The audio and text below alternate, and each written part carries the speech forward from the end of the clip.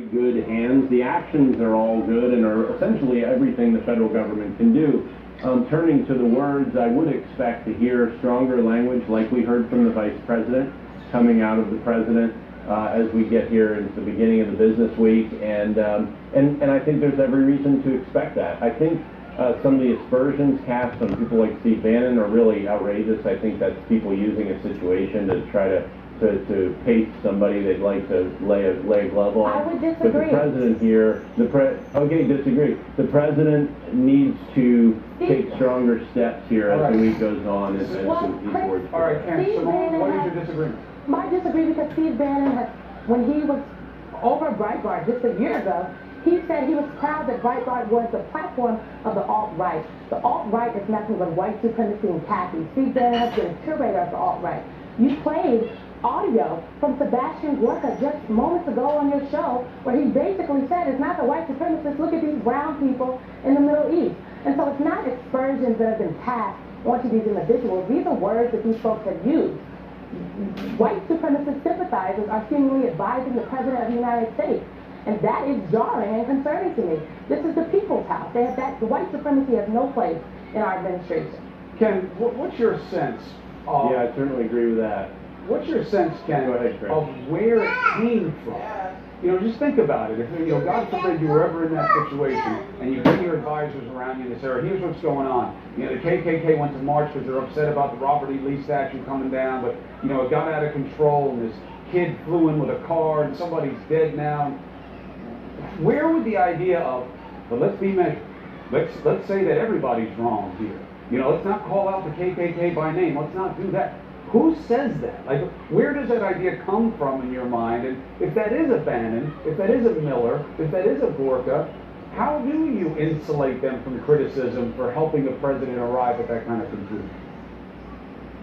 Well, I don't know anything about Gorka. I know about Steve Bannon, and I just disagree with the comments made about him. But I think that you expect presidents to start, even in serious situations, fairly measured, expressing concern for the people injured, and then working your way through. Because remember, he's on top of the prosecution that happens with a civil rights investigation. If you look back to the shooting in South Carolina, the tragedy where you had Dylan Roof shooting in a black church, President Obama's initial comments were much more measured than as he went on days later. And it was a very appropriate escalation by the President Obama I'm talking about, and I think that we should reasonably expect to see that. And I don't think it signs up like this, and the President took a long time. Hold on, Symone. The President took a long time here. It wasn't like as the violence was unfolding, the President came out in one regard about let's make sure it stops, and let's let the police do their job and find out what's going on. They had a long time here to figure out what it was. He knew what the conditions were on the ground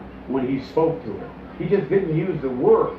He said on many sides, Ken, and if you want to defend Bannon, I think you got to put some meat on the bones, because his outlet, Breitbart, was deafening in its silence in how it covered Charlotte. This is not a place that's shy about getting after things when they're controversial, but they didn't get after this. And Bannon does have a history. He did say it was the home for the alt-right. Well, that matters.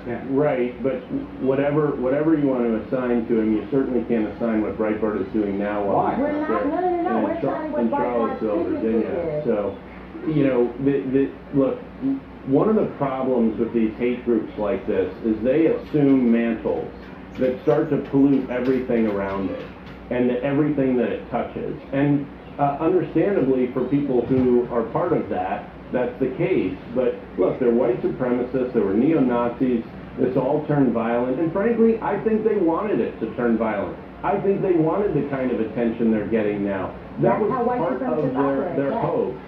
And that's right, and look at how many people were there. There were about 1,000 people, if police estimates are right, that came from all over the country to participate in this, and there were far more than that protesting, objecting, etc. And I think that's more representational of America, certainly as of Virginia. And as you notice with the arrests that were made, most of them were from out of state. Right. There's only one Virginian arrested. So this is attracting trash from all over the place. Let me be clear. Let me be very clear. What happened Friday, Saturday in Charlottesville was a direct result of folks being upset that a statue, a monument of the Confederacy was going to come down. When President Trump took the podium on Saturday, a woman was dead. She was murdered by white supremacists, neo-Nazis. He did not use those words, that terminology. You have white supremacist, neo-Nazi sympathizers apparently in the White House, and Sebastian Gorka and Steve Bannon. This is not just rhetoric. This is very real for people all over America. And I would suggest that we have to, that is not an outrageous overstatement. If you know what, in Germany, wait, Chris, in Germany, there are no statues and monuments of Nazi soldiers. Children do not go to school named after Nazi generals. But in the United States of America, our children walk through parks, walk down streets, and go to schools named after generals of the Confederacy. Folks who, if in present day, took up arms against the government would be considered treasonous because they felt it was their right to own people that look like me in this country because it benefited them economically. That's what this is about. And so there is no overstatement here. These are the facts. And we would like to. This is that's what the Robert E. Lee said. That's what they were marching for a bunch of racists and neo-Nazis to get together. That was a local blogger who got a permit. This guy from Ohio cares about Robert E. Lee. Nobody from Ohio cares about Robert E. Lee. You're going to dismiss this as though this is not bigger and more serious than just Charlottesville. Charlottesville is an egregious symptom of what is wrong with parts of all over America. I'm not jumping to conclusions, sir. I'm being factual, and you are dismissing it. And perhaps if you would actually speak to the heart of these things, we could. Ken, hold on a second. Symone, let's get a point of clarification. Ken, what are you disagreeing with exactly? Symone's argument is basically that, you know what white supremacists are about, you know what Robert E. Lee evokes, that's what they use for the basis for coming together. What is your point of disagreement exactly? Well, my point of disagreement is that was an excuse to bring these groups together. The local blogger who got the permit to protest the removal of the Robert E. Lee statue then blew this up. That was an excuse. Look at how they got the permit. And can I finish, Symone? You just shut up for a minute and let me finish. You don't get to tell me to shut up on national television. You get to under no circumstances do you get to speak to me in that matter. You should give it from the forum. Hold on, guys. Both of you stop for a second. Symone, Ken and Symone, hold on a second. You need a reset. You need a reset. Ken? You don't want to use language like that when you're talking to Symone. You can disagree, but you don't talk like that on this show. You know better than that. I keep getting interrupted. I know, but can we? When they keep interrupting you let me do your job. I'll give you both chances. No, but Symone, I apologize for that. We don't talk to people like that on this show. And Ken, I know you don't talk to people like that. And I know you don't mean to insult somebody like that on this show. Would you like to say that for yourself? Of course not, but I can't just be walked over for over and over. Look, let's be really clear here. That step one, you had a local blogger protesting the removal of the Confederate statue. That guy was also connected, it looks like, to these outside groups. That permit was an excuse to bring these people in. And they came in from all over the country. As the arrests show, they were arrested mostly outside. There was only one Virginian I know of arrested. All the others were from outside Virginia. This was a gathering of hate groups. That's what it was. And they can define themselves however they want. They're all outrageous, ridiculous, and this guy was essentially a domestic right, terrorist. But you don't deny, but you're not disagreeing with the idea that Robert E. Lee is emblematic of a hatred that is of particular sensitivity and pain to the African American community. You don't deny that.